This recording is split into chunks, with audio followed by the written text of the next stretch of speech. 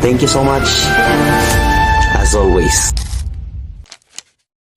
Alin ba talaga ang dapat sundin? Ang utak na nagsasabing mataba ka na? O ang tiyan na nagsasabing sige lamon pa?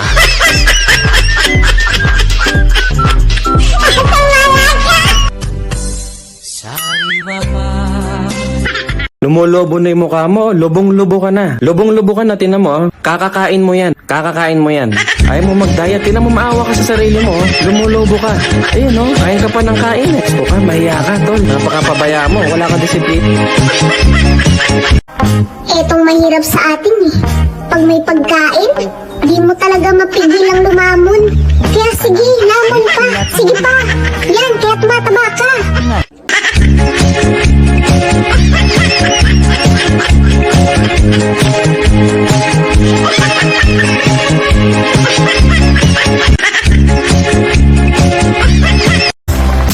Bagamit kang kaibig, ano ganda't muntot agsubi. Napanalo ngami, isakit na, ideal daw aking manaw ka. Sa di ka pa'y pulos, nagpagada.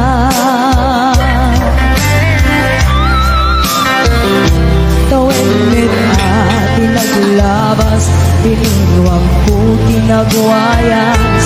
Sabay nalipanan ka. Magluto naman tayo ng pinakbet. Ito nga yung pagkain na napakasarap at napakasustansya pa. Siyempre, ang dali lang gawin. Promise! Pakuluan lang natin sa kaunting tubig ang baboy hanggang matuyo ito. Pag nagmantika na, igisa na natin ang bawang at sibuyas. Sama na rin natin ng kamatis. Pagkatapos yan, ilagay na natin ang bagoong. Medyo damihan natin kasi maraming gulay natin. Ilalagyan lang natin yan ng kalabasa at ng kamote. At lagyan natin ng tubig, paminta, at ng chili flakes para medyo may kick. Pagkatapos, pakuluan ko lang yan. Pag medyo malambot na sila, nilagay ko na ibang gulay, okra, ampalaya at sitaw. Lagay nyo na rin talong, tapos na. Haladay! Bakit tumadaba ka na naman? Siyempre, pagkain kasi binabantayan ko, hindi buhay at katawan ng iba. Ito.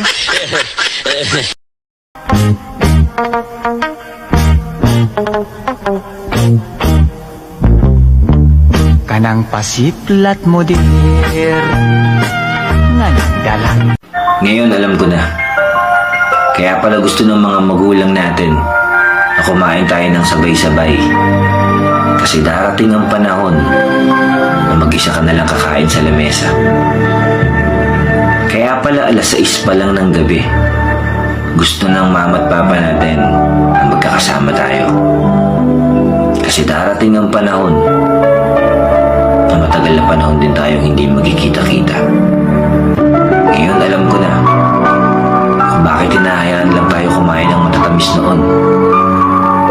Yung pala, puro pait na ang mararanasan natin ngayon.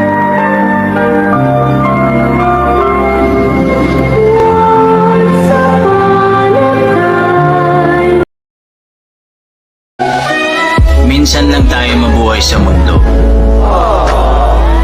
Kaya pag may nagpakain sa'yo, kainin mo. Sayang ang grasya. Totoo po bang nakakapayat yung kape? Pero hindi po sa paraang iniisip mo. Yung kape po, hindi po yan milagro.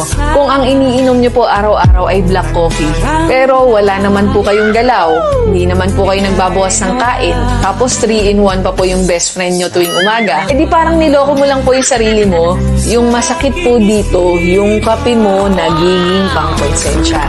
Uminom po kayo ng black coffee, tapos kumain naman po kayo ng 5 piraso ng pandesal. 2 cups po ng kanin sa isang kainan. Palagi lang kayong nakaupo o nakahiga buong araw. Tapos magagalit po kayo sa sarili nyo kung bakit hindi po kayo pumapayat. Kasi kung gusto nyo po talagang pumayat, gawin mo pong partner yung kape mo. Mag-black coffee ka.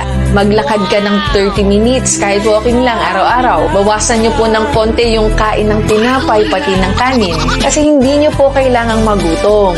Kailangan nyo lang po ng effort.